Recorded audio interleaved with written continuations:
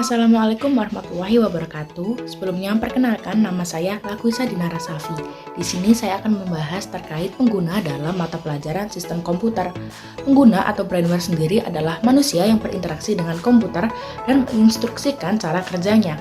Peran penting pengguna dalam sistem komputer terletak pada kemampuan dan keahliannya mengoperasikan perangkat keras dan perangkat lunak, menjadikannya perangkat intelektual yang esensial dalam penggunaan teknologi. Untuk yang pertama, saya akan menjelaskan terkait fungsi pengguna. Fungsi pengguna pada sistem komputer terbagi menjadi tiga. Yang pertama ada administrator, yang kedua adalah programmer, dan yang ketiga adalah operator. Yang pertama, administrator. Dalam perusahaan atau organisasi dengan jaringan komputer dan pengolahan data, individu yang memiliki keterampilan yang sesuai dapat menjadi administrator untuk mengelola sistem operasi dan aplikasi yang digunakan.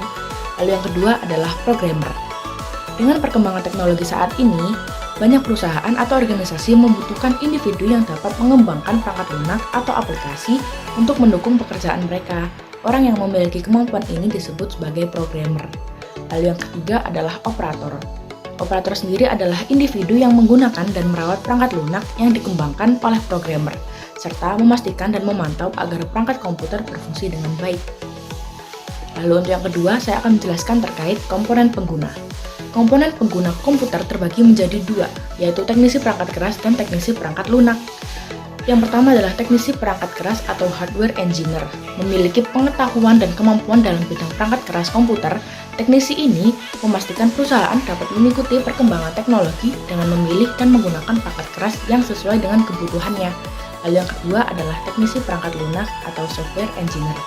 Ahli dalam bidang perangkat lunak, teknisi ini bertugas mengembangkan atau memperbarui perangkat lunak untuk memenuhi kebutuhan organisasi atau perusahaan. Lalu untuk yang ketiga, saya akan menjelaskan terkait contoh pengguna.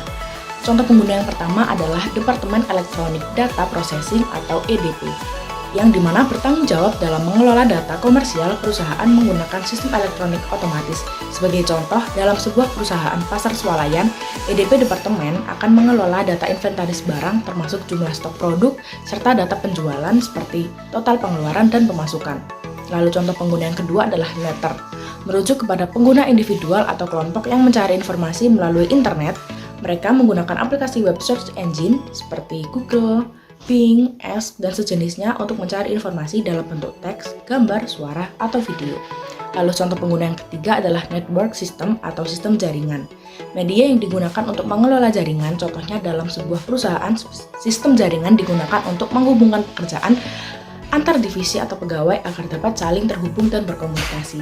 Sekian penjelasan saya terkait pengguna dalam mata pelajaran sistem komputer. Jika ada kurangnya saya minta maaf. Wassalamualaikum warahmatullahi wabarakatuh.